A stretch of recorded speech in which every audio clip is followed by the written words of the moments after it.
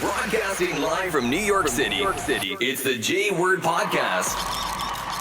The podcast that covers everything from millennial struggles to the iconic Poppin Topics with your host, Jasawn Pryce. What's going on, everybody? This is your host, Jasawn Pryce, and I hope that you all are having an amazing day so far.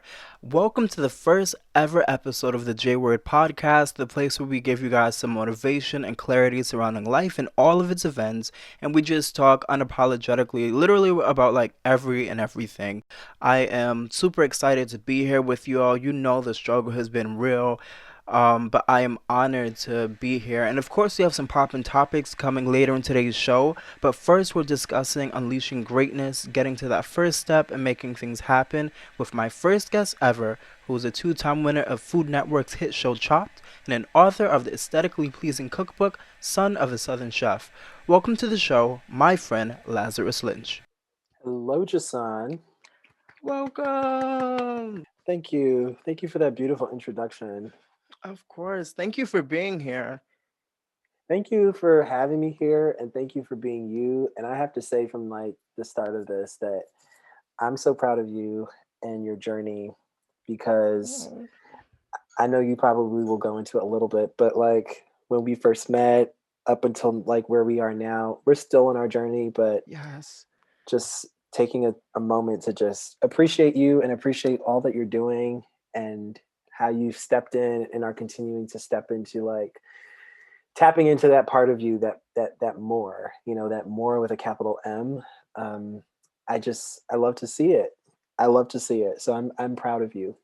Thank you so much. That means so much to me. I really, really appreciate it. And with that being said, I really want to just jump into um, today's conversation, which is unleashing greatness. Just kind of getting to that first step type of thing. So today we're gonna go like all the way back. We're gonna do a little throwback. Okay. Just looking back where you started in your journey and where did you think it was gonna like lead you and stuff. Yeah, definitely.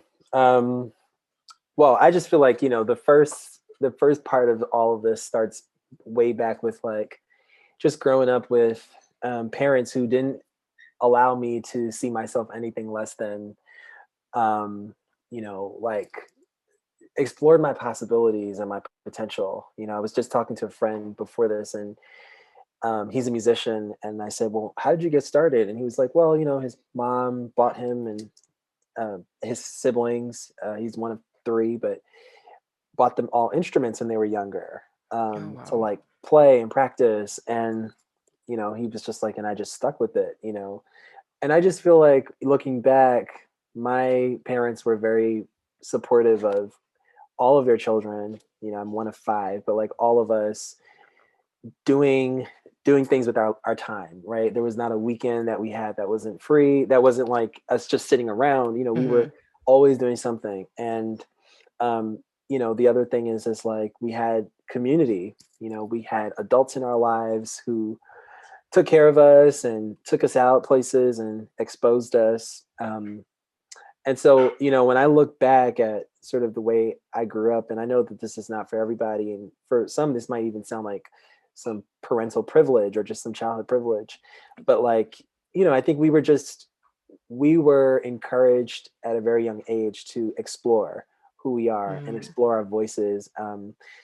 And I get that that's not everybody's story, and like most people, my childhood wasn't perfect. It wasn't Yeah, no absent one's is. of pain or sadness or discomfort at times. But I think that was sort of the thread, and I carried that thread of exploration Hmm. into my young adult life. So cut to high school when I said I wanted to be a chef like my dad. Went to a school called Food and Finance High School. It was an amazing 4-year journey of learning how to cook, but also like exploring other parts of food and food media and writing and blogging. It was the first time I actually started to like use the internet to promote my voice, and And that's you its do a great own job at it. story. Thank you so much. um but I think that those were very early days in the making of like what is now my full-time job, or what has Mhm. become a career, which was really just taking a camera and filming some things that were going on, and posting them on YouTube, and writing about food, and blogging about things that I was making in my class. Like, I didn't have this long view of like cookbook and all these other things. I just thought it was cool and fun. But I think that the thread is, don't be afraid to explore. Know that there is something there to explore. And the hustle too. The hustle is real. And Mhm. when you start to grow and expand and thrive in who you are, um, there's certain things that you have to intentionally commit to and say yes to. And it doesn't all come easy, but it Right. does come if you're patient, if you're persistent, and if you're willing to like to do the work. I love that. And I think that's so true as far as just exposure being your greatest just lessons in life. Um, because that's how people kind of gravitate to the things that they like and figure out, what kind of fits them and what doesn't, through the things that they're exposed to, watching other people and just their experiences as they evolve. Right, right. And it's interesting because now, when I'm either making a music video, or doing some kind of project, I have literally called in folks in my life who were once my teachers, Oh, who wow. were once my professors, who were once my dance instructors. Like, there's literally a person in my life, Wanda. I'm going to put you out there, Wanda. But Yes, Wanda. yes, Wanda. Wanda was really my first, dance school instructor. As I said, like, our weekends were booked all the time. It was either dance class, drum, choir rehearsal, something, right? But like, we were always with Wanda on the weekends at her school. So I would watch Wanda stand up in the corner, look at all the students, and choreograph a piece without leaving that corner. She would literally just say what she wanted. She'll tell people, okay, line up this way, you move back a little bit. Okay, on the count of eight, 1, 2, 3, and it would count and tell everybody what to do. And every now and again, she would get up and move or show us something. But that ability that she had to sort of vision and think out loud, be visual with her words, and Mhm. paint images with bodies, those are things that as a 6-year old, 7-year old, that you just think that that's how the world operates. You just think like, oh, that's how this works.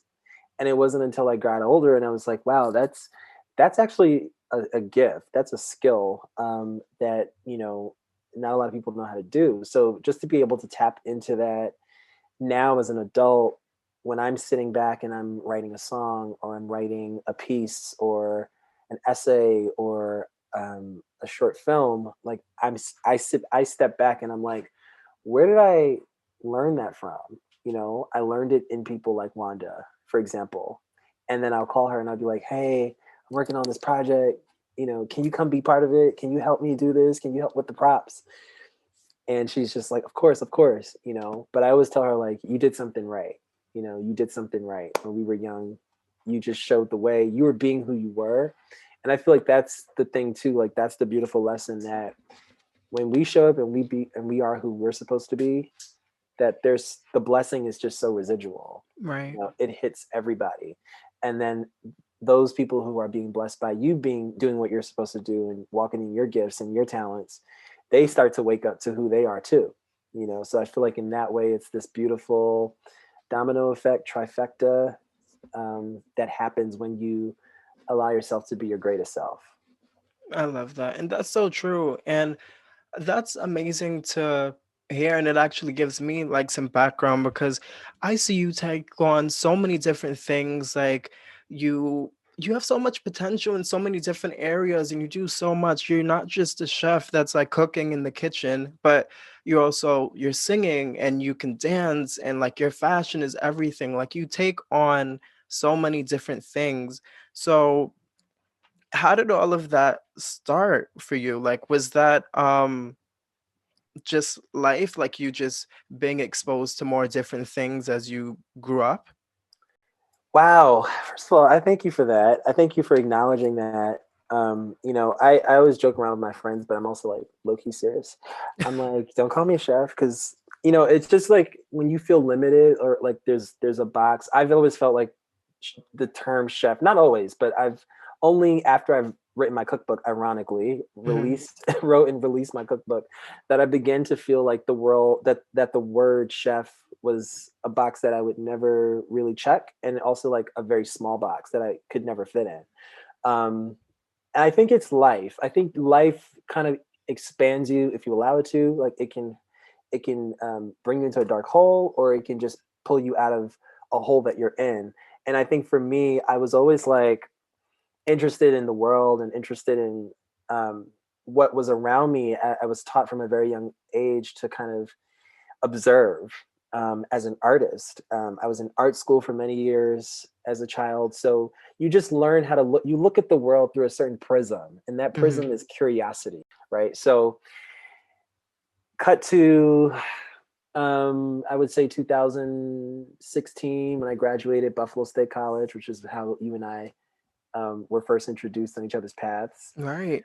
But I think it was during that time that I started to figure out, okay, there's more for me to do. There's more for me to say. There's more to think about. There's more to grow into. And just naturally allowing myself, granting myself the permission of being afraid and being scared of the unknown, which is really the threshold that you have to walk through when you're trying to expand your life. Right. You have to be willing to go places that no one else has traveled before, or maybe that they have traveled, but certainly you have not traveled that journey before. And it was a journey of just like owning the fact that I could have a bright future. And that is not just about my career, that is also about how I feel every day, the friendships that I have. Like there can be quality in every area of my life. And I started to really sit with that truth of like, what could life feel like as my highest and freest self? And that is the beginning. That is the entrance point, I think, to beginning to unfold all these other parts of you. So I really do feel like there is so much we all have to offer, but sometimes our disbelief in ourselves, or just like being afraid to like really step into that, keeps a lot of us Hmm. from tapping into that. So for me, it was just like, oh yeah, try that, tap into that. Do it with fear. It's okay, but like try it. And so, on the music front, I've always been doing music. I've always been singing. Grew up in church singing. Um, and I just told a friend, actually, I was like, I never thought that I would go beyond gospel. And Hmm. for reasons that were also like, I don't like the word religion, but certainly for reasons that I believe I was taught when I was younger, which is just like, this is the only music you should ever sing. And had to allow myself to grow into other spaces that are like, well, what's the music that my heart is singing today? Right. What does it sound like? And that's just time in life. And so again, like even traveling down that path of I'm singing and I'm making music is really just like me. I feel like just adding more paint to the canvas, and being unafraid to like take a very wide stroke on the canvas. Um, and not really caring too much about the beauty of it, not trying to perfect every step, just stepping Definitely. into it. So that's on that front. And then, now here we are, like album in the making, released singles. I'm very proud of myself That's amazing. Oh, for that's stepping an into that, exciting. you know. And then in just like in terms of the the fashion is pretty interesting. I mean, we could also tap into the other part of me, which is like owning my truth and, you know, accepting my sexuality and accepting Hmm. all the things about me that the world or people in the world have demonized about Right. me. And so, you know, when you really get free in your spirit and in your heart, and you know who you are, you know, there's a different energy that you bring to your whole life. It's like it's a different spice. um and I think that that was also like part of the foundation of stepping into these other parts and doing it with excellence and doing it with joy and doing it with honor. You know, but just as a visual person, I love color, I love textures, I love textile, I love image. And so fashion is it very much so encapsulates all those things. And um, you know, it's just time in life and allowing myself to open up and explore, you know. Yeah, and we see it in the book, and it's so amazing. Like, I look at that book and I look at how you go about so many different things, and the way that you do it, it has such a it's just a uniqueness. Everybody has, themselves as far as like, you authentically showing up in the world, but I love how you incorporate every part of yourself um in your work. How did you get to that point? You know, the book is interesting. So I first want to say, like, shout out to my incredible team, my creative partner Nisha, um, and Lori, on prop styling, Graciel on food styling, um, my friend Ash on the recipe side, developing side, cross testing side, Claudia Sidoti. I mean, just like all these people. But I think, you know, where it started was, it just started with a vision. It started with, you know, I want to tell my story. And I have to be Mhm. honest with you, when I first pitched the book, like the book I pitched to publishers is a very different book than the one that came out. The book that I pushed or pitched was a very safe version. Mm. And it was a very like cookie cutter Uh-huh. almost. I'm not ashamed to say that either, because it was my first time even going about The creating a book. process, right. So I was just like, I feel like this is what it will be. And you know, the more I grew as a person, the more I began to own that the fact that I'm a writer, you know, that's not just something that I'm aspiring to.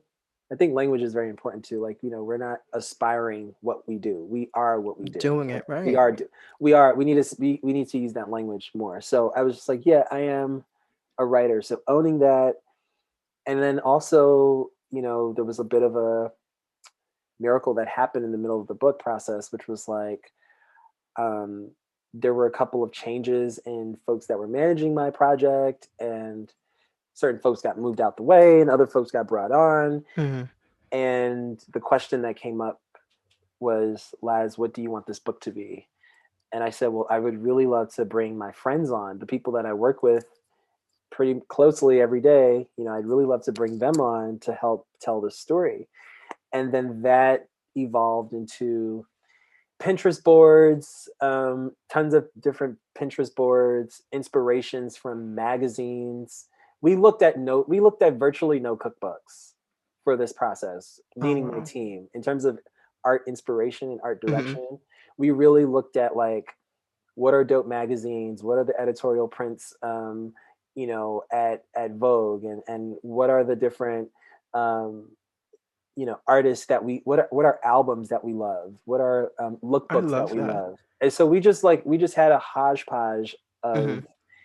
collected archived image that we looked to. And then I brought my stylist on, Keon Mullins, to do some inspiration, and we really just compiled our own version. So we weren't thinking about like, how can we make a cookbook? We weren't thinking like that at all. And I love that. we also weren't thinking like, how can we do a cookbook that's never been done before? Mhm. What we were asking ourselves was, how do we create something that feels authentic to us and that feels fun and exciting?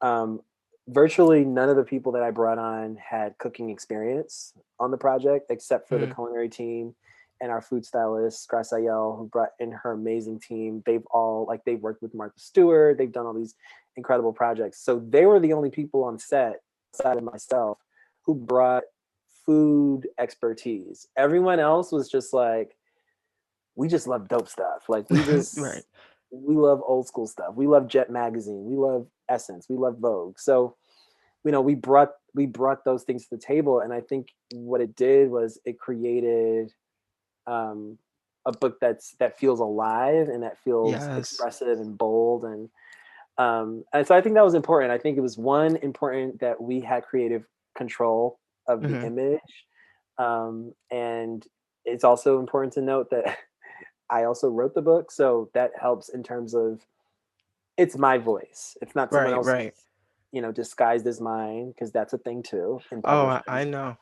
You know, um, and it's funny because I've been talking about the next book, and I said that the next book's going to make the first book look safe. So Really, I'm I'll just excited. I'll Like, just leave that right there. oh, I'm excited. Like, I look at this book and I'm like, to me, it's timeless. Like, it's so amazing just to, I'm gonna say it again, it's amazing to look at. And it's really inspiring too, just all of the colors and how you have fun. And as you talk about just I guess the inspiration from different magazines and stuff, I see that when I look at the book. Like I'm like, oh, Right. this is Vogue. This is, it's just really fun. And I think that's why a lot of people connect with it as well, because not only are the recipes in there bomb, but people like things to look at, especially books and stuff. So I'm so happy that you had the creative control and that you stuck by your just your creative energy and you just kind of went with it, went with what you were thinking and didn't look at anyone else for inspiration, just followed your gut. And I think that's why it's so timeless and unique in my opinion. Thank you. And I want to, I just want to say too, for artists, listening, and even just whoever's out there listening, just to really sit with that point you just made, because I think it's important of, you know, um, giving your voice space, um, within the room of your own heart and life. Like, give your voice space and ask the question of yourself, what do I want this to be? What do I want to experience from this?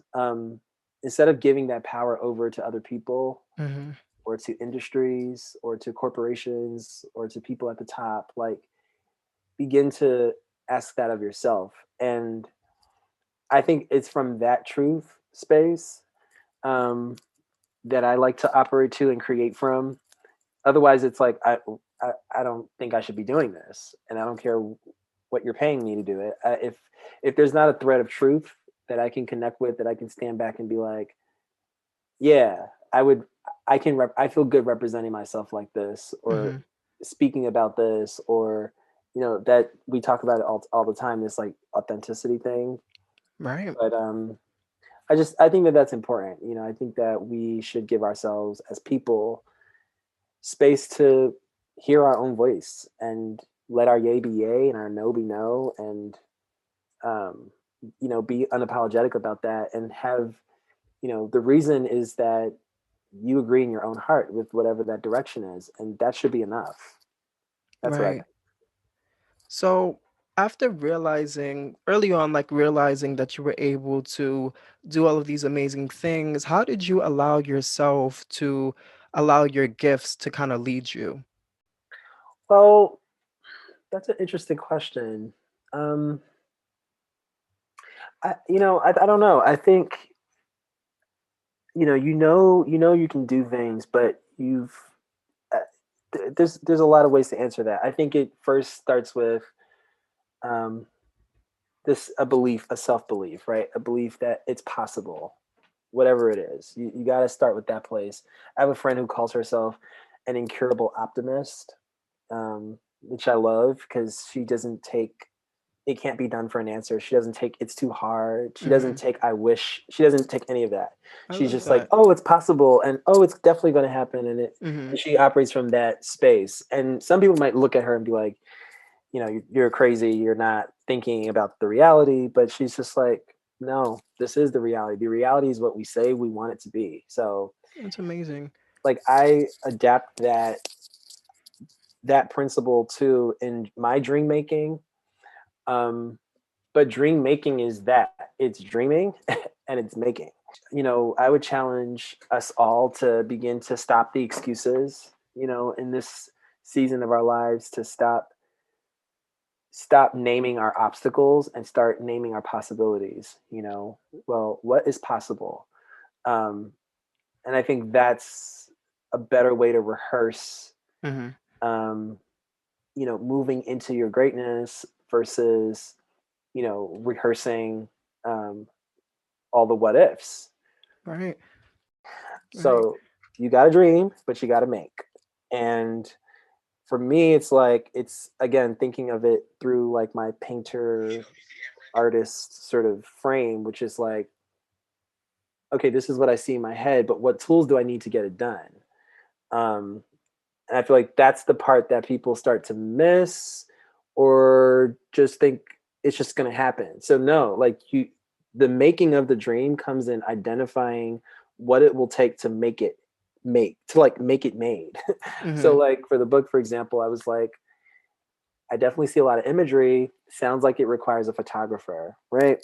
Like those are, I know that sounds simple and elementary, but it really does start from that. It's like, what will this dream take, Right. and what tools do I need? And I just also want to be like, say this, that the book is, the book is one, it's like one expression of really a lifetime of learning and building.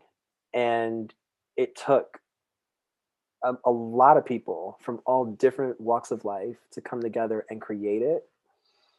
But I want to go back to time in high school and time in college when I was making videos in my dorm room and when I didn't have a photographer Mhm. and I saved up money to buy a camera, and worked on iMovie. I still unapologetically, without shame, say I work on I was iMovie. yes, Okay, because iMovie's where it's at. iMovie be getting it done. Yes. But you know what I mean? Like let's not forget that there is a beginning. Right. And so I still feel I'm at my beginning, but everyone pay attention to where you are and work where you are. Like dream as big as you can where you are, because that will only take you to the next place. So you might say, well, I don't have a budget for a food stylist and a photographer. And well, then guess what? You roll up your sleeves and become your own food stylist. And guess what? I did that. So you know what? 5 years later, 6 years later, when I was able to afford and hire a food stylist, I knew what it took. Mhm. And I brought that understanding to the project. I knew what it took to be a producer because I was once my own producer. I knew what it took to edit videos because I used to edit my videos. So I feel like that's something that I just want to underscore, that once you know what the tools are, um, start to think about what can you do to make it happen. Who can you ask a favor from? Can you get your friends involved? Can you get your neighbor involved? um, I still build and create like that, and I am not ashamed to say that. I still build and create from like who's around me that I also want to help lift up. While Mhm. I'm building this thing, who around me can I also build with? Who's just ready to build? And then outside of that, like those are like the practical things, but I also, you know, keep a life. I try to really like pray about things and meditate and keep myself centered, keep myself grounded, because I do feel like you are, you who how you lead is who you are, and Mhm. how you create it's who you are. And if who you are is just kind of all over the place and fragmented and It shows it'll up. it shows up. It shows up. So I try to really just like be mindful of taking care of myself that way, and praying about steps to take and not take and direction. But I also feel like, Jason, this is a very long-winded answer, but I also feel like, when you get clear about you Mhm. get clear about, I want to arrive in my day with ease and lightness, and I want to rise in richness, of spirit. Like you start to invite other people who feel that way and believe that way and think that way into your space, into your sphere. Yeah. And then it's not so hard. It's like, oh, who could we ask? Who could I partner with, or what could I do with whom? These people start showing up. Their names start coming to your mind. Their faces start coming to your heart. Um, and I think that's how it's all happened and is still happening for me. What advice would you have for other creatives out there who are passionate and maybe looking to start like their own business and their own brand? Well, I would say really take care of yourself. Take Mm. care of yourself. Take care of um, your your being. Take care of that. Um, do something every day, every other day, twice a week, 3 times a week. That that is intentionally giving back to you. So I take solitude walks. Mhm.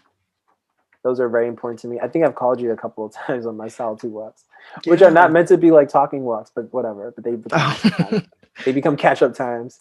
But that's just something I do for me, Uh-huh. throughout the week. That's taking care of myself. Um,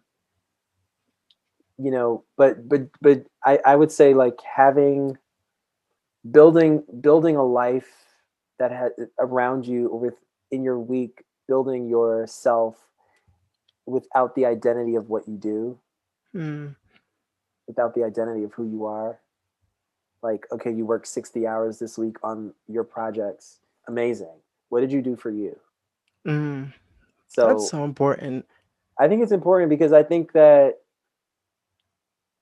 when, if, and I don't wish this on anybody, but it's life, but like if and when the day comes when all those things like COVID happened Right. and everybody who had jobs away from home didn't have jobs, or they were in a limbo for a little bit of a space. But the point is when and if those things just go away, right? Then who are you and what are you? Mm.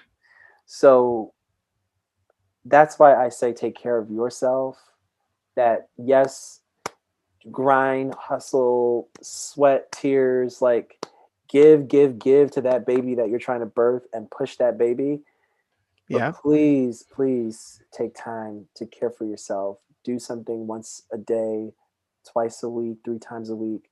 That's just intentionally your time. It's what you do for you.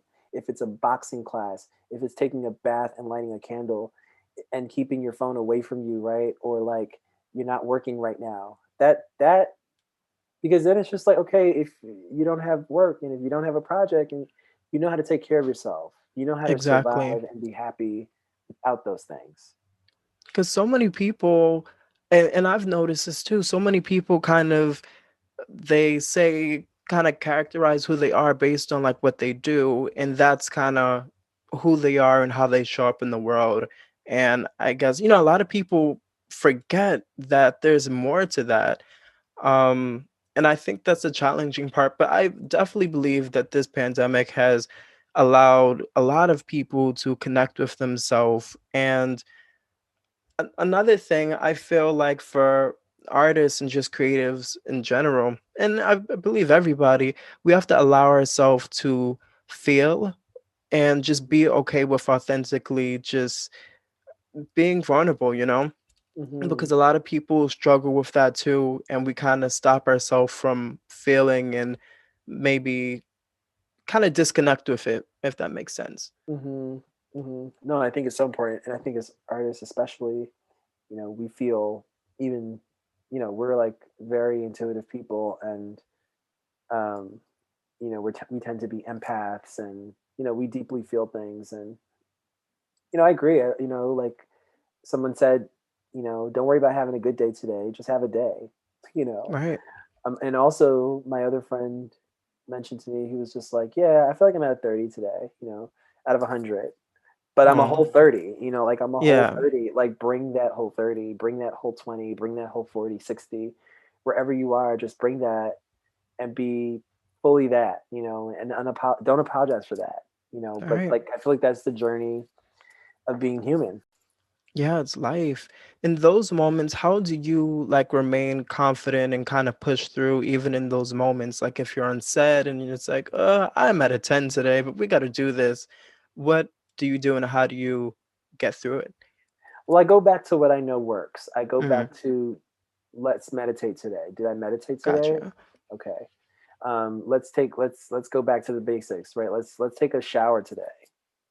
Let's take a bath today. Let's drink our water and take our vitamins today. So to me, it's like forget that. Let's Hmm. let's go take care of ourselves and do the things that we know we can do that don't require a lot of effort. Maybe running a bath may require a lot of effort sometimes, but just like okay, like today I knew I had a lot on my list, and for some reason I just couldn't bring myself to do it. I kept scrolling on Instagram every time, and I was just like, I'm not going to get back on Instagram, and I would get back on Instagram, which is like a terrible thing to even say. Like you're trying to, like why set myself up? No, but I But feel that. you know what I mean. But I was like, and I knew it would get done. I knew I would do it, but it just took me a while, and then I was like, wait, I haven't done my basics today. Mm, I haven't given my mind a chance to be still today. I haven't drank coffee. I haven't eaten breakfast. I have not done any of those things. So when I'm like, oh, my mind is going everywhere and I can't seem to focus right now, but then I also feel like you want to work with people who understand the importance of taking care of yourself, because right. if you are surrounded by people who are they don't care about how you feel, they just want what they want from you, and you are an inexhaustible resource, or just like a resource that's giving and giving and giving and never are encouraged to take rests and take breaks, Right. I think that's dangerous. So the other thing about me is like I try to keep a schedule so that I don't run into those moments. But I also have people in my life who tell me, you don't need to do that right now. You can eat breakfast right now. Um, and I am also trying to be more like that with myself too, of giving myself some breaks. But this is unpopular advice or whatever. Take it or leave it. Um, No, you got to take care of yourself. but You just really don't do do. it. Just don't do it. Look, if you're Yeah. if you're at a 10 and this thing requires 100, then don't do it. But obviously, like if you sign a contract and blah, blah, blah, blah, you know, examine why you're out of balance. Examine why. Are you out of balance because of that thing? Or are you out of balance because you stayed up too late? You know, and be forgiving, be self forgiving. That is the way I get through it. I am self forgiving. Um, that kind of compassion strengthens me, Hmm. being compassionate. We all go through things. Today I'm not at 100, and that's okay. And I forgive myself and love myself through this day. Today I don't feel like doing that, and I will, with God's grace, attempt to do it. But when I am done with it, I'm done with it. I Right. will wait, and I will do it tomorrow. That's Sometimes so that's what you have important. to do.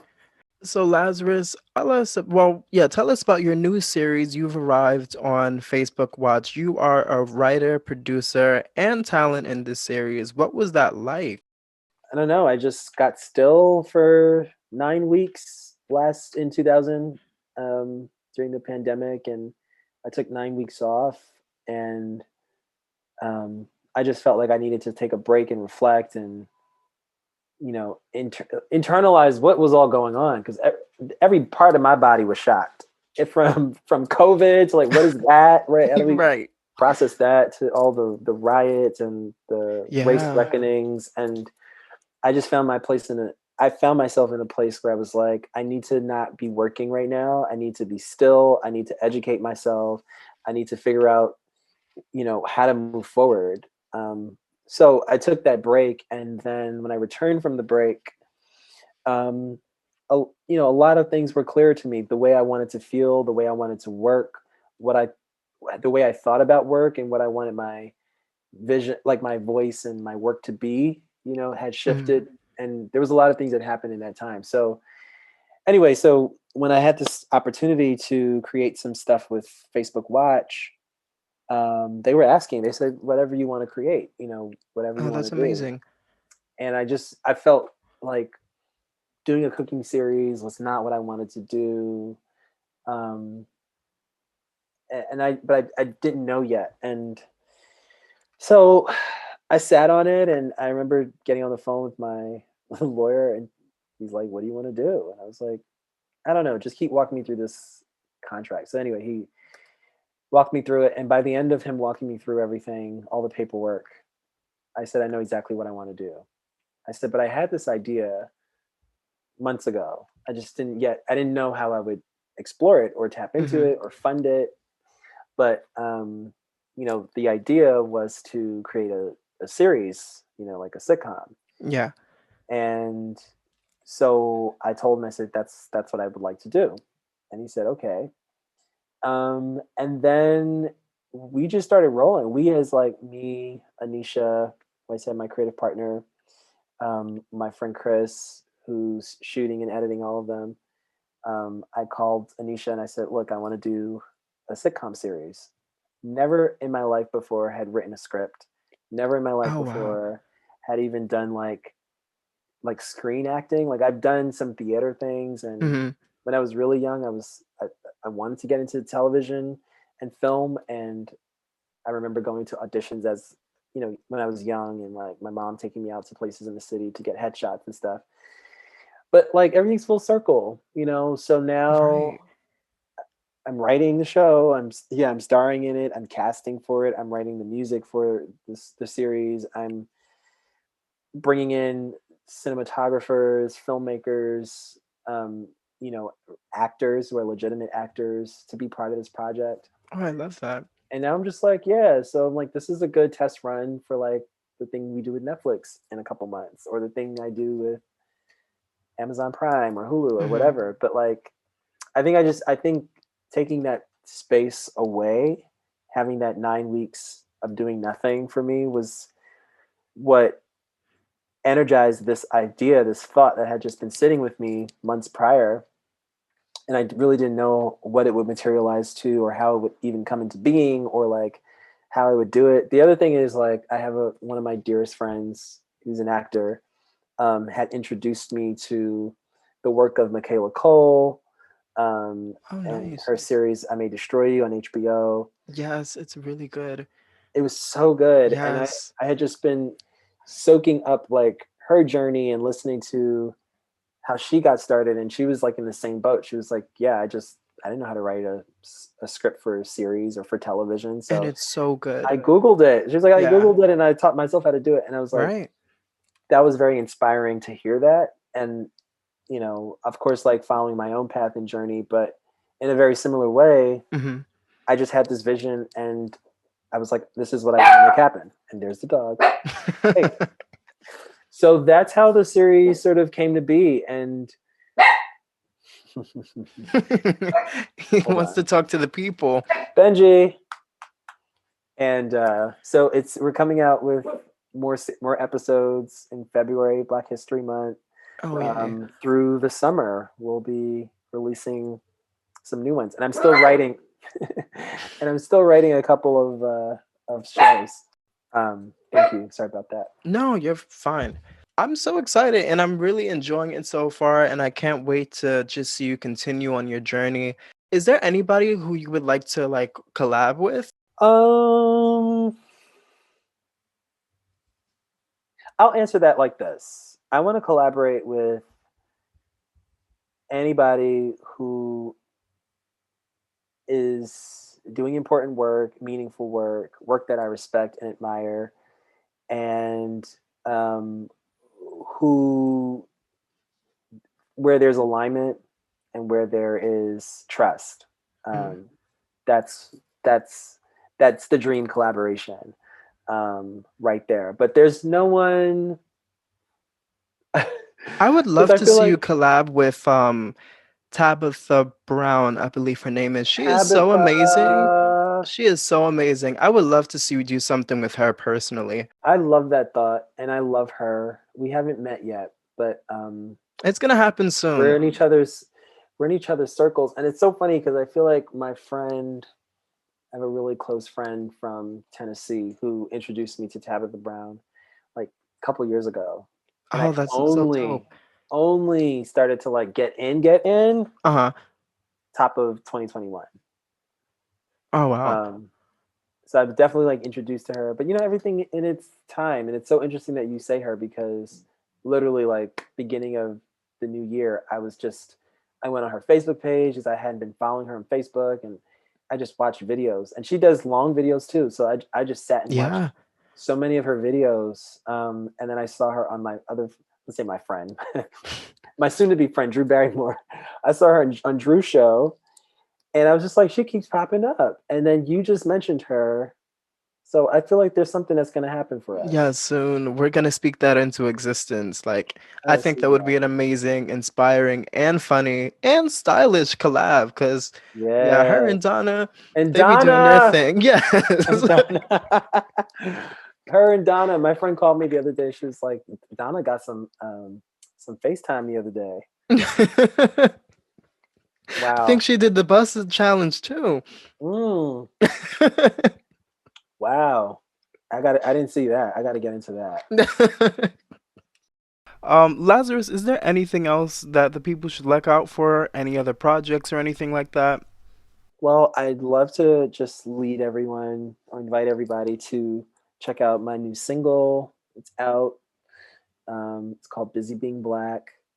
And the short film is either coming out or will be out by the time this is out. But I definitely want everyone to check that out. And Yes. also the series You've Arrived, which is on Facebook Watch. It's also on my Instagram page and um, on my personal Facebook page, Son Yeah, of a it's Southern really good, you Chef. guys. And for the people that don't know, where can they find you? You can find me everywhere at Son of a Southern Chef, SON of a Southern Chef, on every platform: YouTube, Instagram, Facebook, Twitter. I'm not really on TikTok, so you You won't got find it me over there. started? What? Well, I have one, and it's definitely there, but um, he's not there. Right. But it's there. But it's there, but he's not there. So yeah, I'm a little late with stuff because I'm not late. I'm just sometimes like, okay, I don't need all of that. I don't need I it. feel you. I don't need it. But I'm grateful for the platforms, and I'm grateful that my voice reaches many people across different spaces, and I understand the value of that. And so I recognize that and acknowledge that, and I'm grateful for that. But thank you so much, Jason, again, for being so generous in your giving, in your time, and just you as a person. Like, you are always shining that bright light, and Thank you so much. I'm just honored to share community with you and share time with you. You too, Lazarus. And if you ever need anything, let me know. And the door is always open. Thank you, my friend. Thank you, and right back at you, however I can support you.